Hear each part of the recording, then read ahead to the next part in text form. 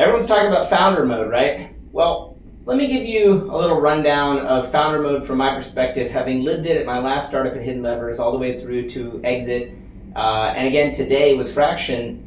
And what I want to talk about specifically is the fact that, well, founder mode, the way that Paul Graham talked about it and sort of lit things up, he's talking about the transition. He, Brian Chesky, the others that are talking about it, about how does that work when you grow at scale. But I think that for a lot of founders, you never really get to that scale. You need to know how do you execute from 0 to say 10 million ARR, and then for those who are really executing well, maybe it's from 10 on up. But even in those early innings, as you're scaling, what do you need? Well, I put a bunch of C-level titles up here. So at Hidden Levers, which of these titles did I have, or did my co-founder have, and which did we simply never have? And I include in here actually some ancillary, some outside services as well.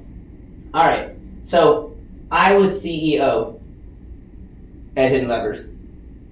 We never had a COO. Never got that to work. Didn't need it. CTO.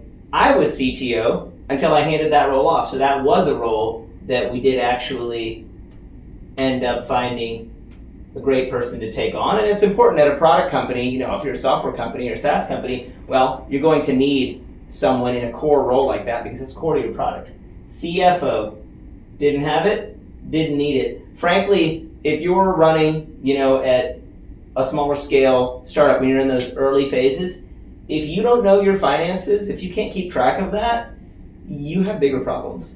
And while, you could engage someone from the CFO perspective, frankly, if we're talking founder mode and we're talking about really delivering, wearing multiple hats and, lifting that stone yourself so that you can invest those resources elsewhere, don't need it. Between CRO and CMO, we only had one of these. So in our case, and this was B2B sales, we had no CMO at Hidden Levers. Today, it kind of flips over. We do a lot more marketing, and so we do fill that role. But at Hidden Levers, we did not have that role. So we just had, a head of sales or CRO, and that was my co-founder. HR, didn't have it, do it yourself. General counsel, didn't have it, do it yourself. This has never been easier. This isn't legal advice, but ChatGPT is pretty smart. Common sense plus ChatGPT are pretty darn smart, and that will take you most of the way. Frankly, if you can't or won't negotiate and read the terms of contracts, particularly as it pertains to contracts that you're sending or signing with clients, you have deeper problems, and an attorney is not necessarily going to solve those for you. This last one, we actually didn't even have a CPA for the first 6 years of the firm's existence. Eventually, does it make sense to outsource that? Yes, but I'm just showing you the reality. We were past 7 figures in revenue before I did it myself.